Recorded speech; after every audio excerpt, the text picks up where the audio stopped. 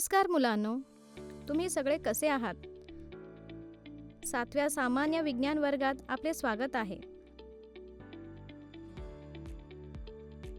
मातीचा उपयोग, मातीचे गुणधर्म, मातीत काय आहे आणि 2 क्रियांची चांगली माहिती तुम्हाला मागील व्हिडिओमध्ये मिळाली आहे.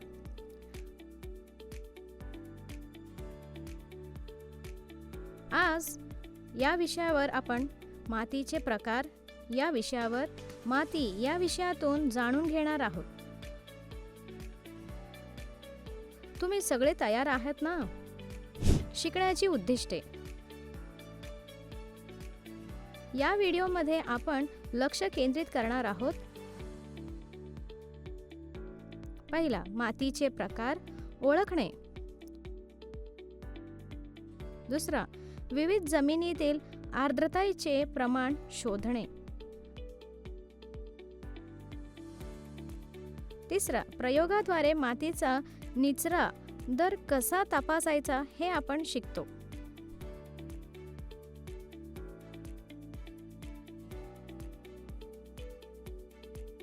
प्रयोगाद्वारे विविध जमिनीची पाणी धारण क्षमता तपासणार.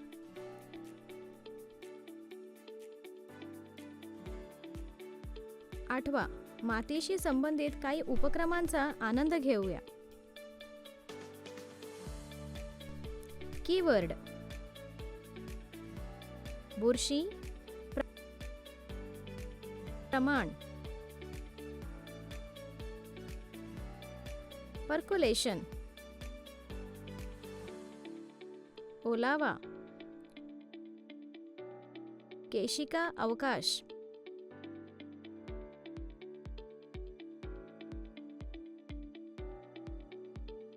वातन,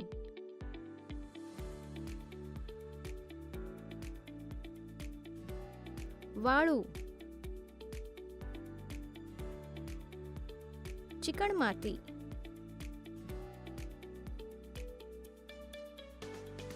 लोम, टपकणे,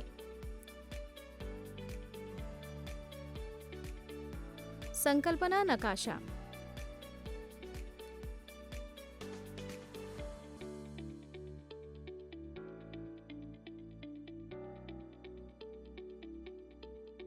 या व्हिडिओची सुरुवात आपण एका उपक्रमाने करूया. क्रियाकलाप पहिला. ती कोणत्या प्रकारची माती आहे? पहिला, आपल्या मातीची नमुन्यातून 20 ग्राम ते 25 ग्राम माती घ्यावी. दुसरा, त्यातील दगड, गवत व इतर सेंद्रिय पदार्थ काढून टाकावे.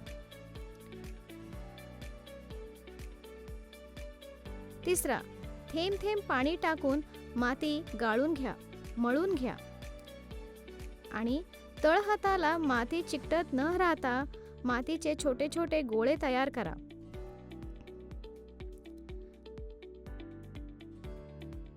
चौथा, मातीचा 250 सेंटीमीटर व्यासाचे गोळा बनवा. हा गोळा सपाट पृष्ठभागावर ठेवा आणि तो 15 सेंटीमीटर लांबीच्या रॉडमध्ये गुंडाळण्याचे प्रयत्न करा. जर तुम्ही रॉड न तोडता वाकवू शकत असाल तर तो रिंगमध्ये वाकवा.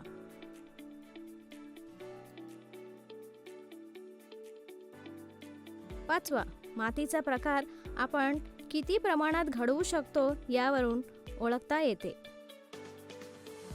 त्यामुळे अशा प्रकारे आपण मातीचे विविध प्रकार ओळखू शकतो. खालील चार्टच्या आधारे मातीचा प्रकार निश्चित करा. मोठ्या आकाराच्या कणांचे प्रमाण जास्त असेल तर आपण मातीला वालुकामय म्हणतो.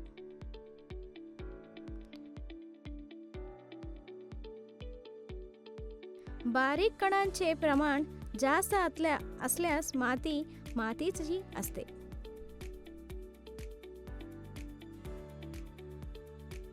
मोठे व बारीक कण समान प्रमाणात असल्यास जमिनीला दोमट असे म्हणतात.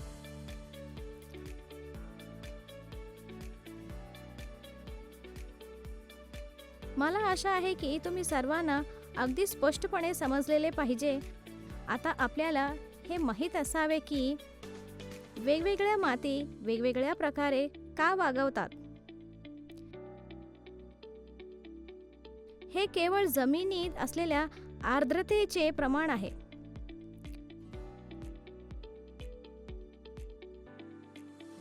कृतीतून आपण स्पष्टपणे पाहूया. क्रियाकलाप 2. हे शोधण्याचे बरेच मार्ग आहेत. निरनिराळ्या जमिनीतील आर्द्रतेचे प्रमाण.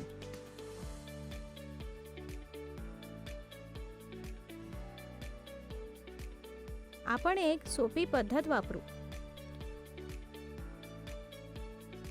पहिला, ज्या मातीतील आर्द्रतेचे प्रमाण शोधायचे आहे त्या मातीची बारीक पावडर करून घ्यावी. दुसरा, या ढिगाऱ्यातून 100 ग्रॅम मातीचे वजन करावे.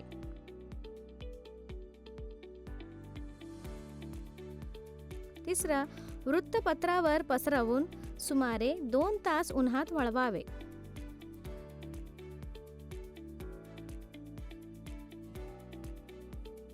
माती वाळवताना आकाश स्वच्छ आणि सूर्याची उष्णता तीव्र असावी.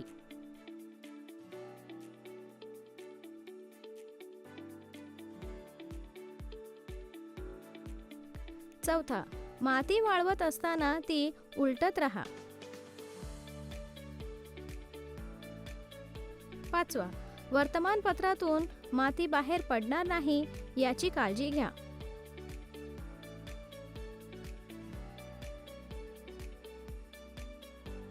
सहावा, माती पूर्णपणे वाळल्यानंतर पुन्हा वजन करा.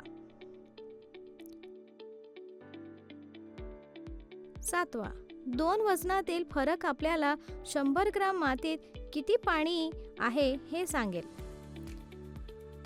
हे प्रमाण जमिनीतील ओलावा टक्के घटक म्हणून ओळखले जाते. वरील मुद्द्यांवर आधारित प्रयोग.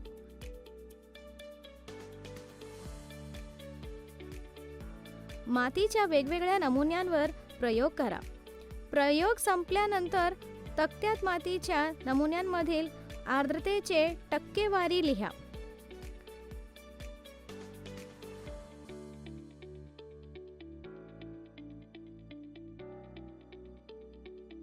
मातीच्या सर्व नमुन्यांमधील आर्द्रतेच्या टक्केवारीची आकडेवारी सारखीच आहे का? साहजिकच तसे होणार नाही का? होय, हे मातीचे मुरण्याचे दरामुळे आहे. पर्कोलेशन रेट काय आहे? पर्कोलेशन म्हणजे मातीतून होणारी पाण्याची हालचाल आणि पर्कोलेशन रेट म्हणजे ती हालचाल ज्या वेगाने होते.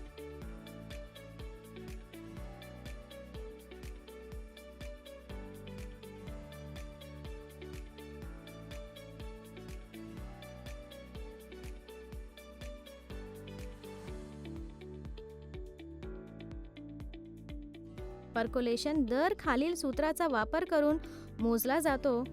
पर्कोलेशन दर = पाण्याचे प्रमाण ml मध्ये, पर्कोलेशन वेळ मिनिटे. त्यासाठी गोळा केलेल्या मातीचे नमुने घ्या. मागील क्रियाकलाप. प्लास्टिकची फनेल घ्या आणि आकृतीत दाखवल्याप्रमाणे त्यात फिल्टर पेपर ठेवा.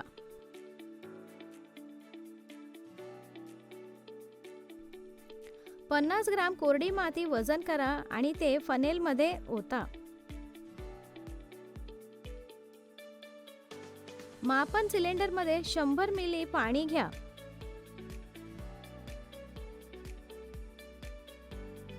नंतर ते पाणी थेंब थेंब मातीवर ओता.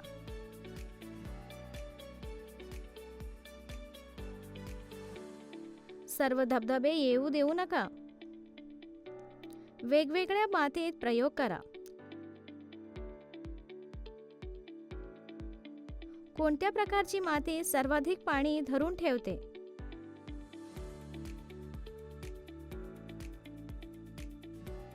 याचे उत्तर असेल दोमट माती.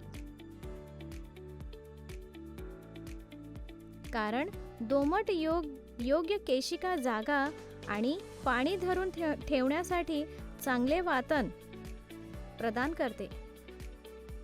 त्यात वाळू, माती आणि विघटित सेंद्रिय पदार्थांचे मिश्रण असते, ज्याला ह्यूमस असं म्हणतात.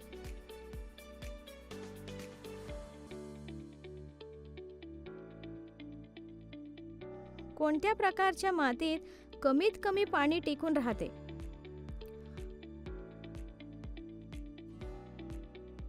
वाळूकामय जमिनीत गाळाचे प्रमाण कमी असते, त्यामुळे इतर प्रकारच्या जमिनींच्या तुलनेत त्या पाण्याचे प्रमाण कमी असते.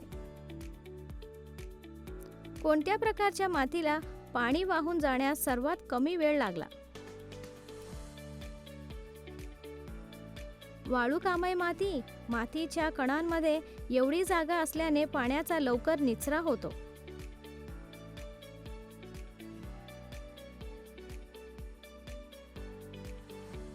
कोणत्या प्रकारच्या मातीला जास्तीत जास्त वेळ लागतो पाणी वाहून जायचे? माती हा मातीचा सर्वात दाट आणि जड प्रकार आहे, जो चांगल्या प्रकारचे निचरा करत नाही किंवा वनस्पतींच्या मुळांना वाढण्यासाठी जागा प्रदान करत नाही. मातीच्या जमिनीत पाण्याचा निचरा होण्याचे प्रमाण सर्वात कमी आहे.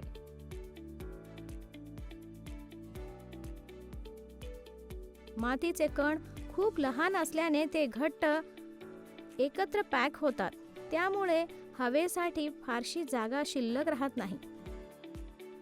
त्यामुळे मातीयुक्त जमिनीतील वातन कमी असते. वाळूच्या मातीत पाणी का टिकत नाही बराच काळ? वाळू मोठ्या कणाने बनलेली असते आणि म्हणूनच त्यात छिद्रांची जागा मोठ्या असतात आणि पाणी फक्त वाहते, म्हणून वाळूच्या निचरा दर जास्त असतो. याच्यात काही संबंध आहे का? पाण्याचा विसर्ग दर आणि पाणी धारण मातीची क्षमता. या उलट माती किंवा गाळण्यासारख्या कमी परलोकेशन रेट असलेल्या जमिनीत पाणी धारण करण्याची क्षमता जास्त असू शकते.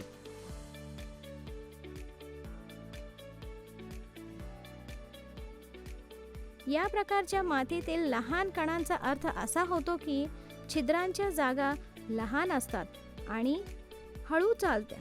पाणी अधिक हळूहळू चालते, ज्यामुळे ते अधिक पाणी साठवू शकतात. पाण्याचे प्रमाण विविध प्रकारच्या माती किती आहेत हे पाहण्यासाठी आपण आणखी एक क्रिया पाहूया. क्रियाकलाप तिसरा. फनेलमधून टपकण्यास सुरुवात होईपर्यंत जमिनीच्या पृष्ठभागावर पाणी घालावे.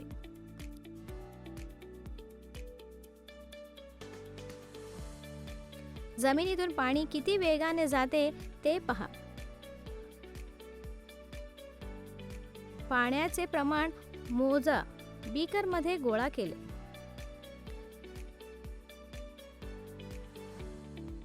दुसरा, पाण्याच्या प्रमाणातील फरक मोजा. तिसरा, नमुन्यातून पाणी जाण्यासाठी लागणारा वेळ नोंदा. खालील तक्ता भरा.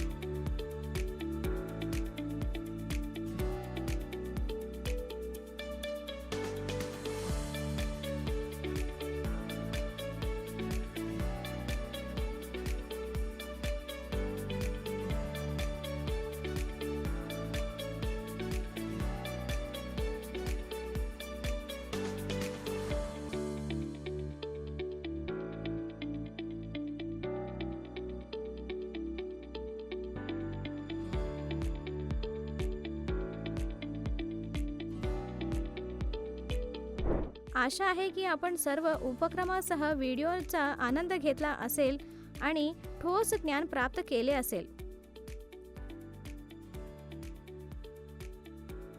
मातीचे क्षितिज आणि मातीची संवर्धन कसे केले जाते याबद्दल जाणून घेऊन आपण भाग 3च्या व्हिडिओमध्ये हा विषय पूर्ण करू.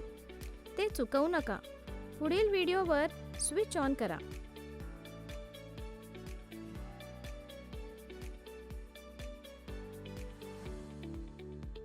सर्वांना शुभेच्छा.